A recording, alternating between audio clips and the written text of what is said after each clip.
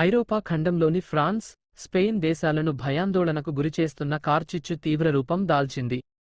ఎగసిపడుతున్న మంటల కారణంగా ఇప్పటివరకు ఈ రెండు దేశాల్లో దాదాపు 3 లక్షల మందికి పైగా ప్రజలను సురక్షిత ప్రాంతాలకు తరలించారు.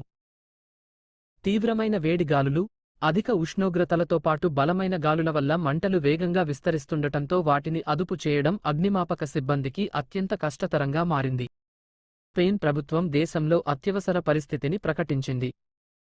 రాబోయే రోజులు మరింత క్లిష్టంగా మారే ప్రమాదం ఉందని స్పెయిన్ ప్రధాని పెడ్రో సాంచెజ్ ప్రజలను హెచ్చరించారు. మంటలు ఇళ్లకు సమీపంలోకి రావడంతో అగ్నిమాపక సిబ్బంది వచ్చేవరకు నిరీక్షించకుండా ప్రజలు స్వయంగా రంగంలోకి దిగారు.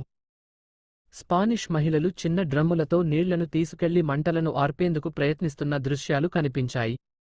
ఫ్రాన్స్ నైరుతి ప్రాంతంలో పరిస్థితి దిగజారడంతో మంటలను అదుపు చేసేందుకు ప్రభుత్వం సైన్యాన్ని రంగంలోకి దింపింది.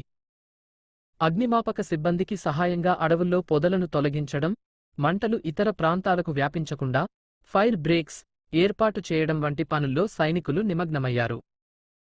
ఫ్రాన్స్లోని గిరోండ్, లాండెస్ ప్రాంతాల నుంచే దాదాపు 2.5 లక్షల మందిని సురక్షిత ప్రాంతాలకు ఖాళీ చేయించారు. కార్చిచ్చుకు సుడిగాలులు తోడవడంతో పరిస్థితి మరింత చేయిదాటిపోతోందని అగ్నిమాపక అధికారులు ఆందోళన వ్యక్తం చేశారు. ఇది దేశ చరిత్రలోనే ఎన్నడూ చూడని అత్యంత తీవ్రమైన సంక్షోభం అని ఫ్రాన్స్ ప్రభుత్వం ప్రకటించింది.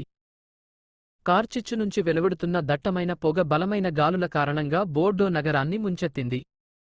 ఈ దట్టమైన పొగను పీల్చడం వల్ల నేరుగా ఊపిరితిత్తులపై తీవ్ర ప్రభావం పడుతోందని అక్కడ ఉన్న బ్రిటిష్ పర్యాటకులు వాపోయారు. ప్రమాదం ముంచుకొస్తున్నందున తక్షణమే ఇళ్లను ఖాళీ చేసి సురక్షిత ప్రాంతాలకు వెళ్లాల్సిందిగా పోలీసులు స్థానికులకు నిరంతరం విజ్ఞప్తి చేస్తున్నారు.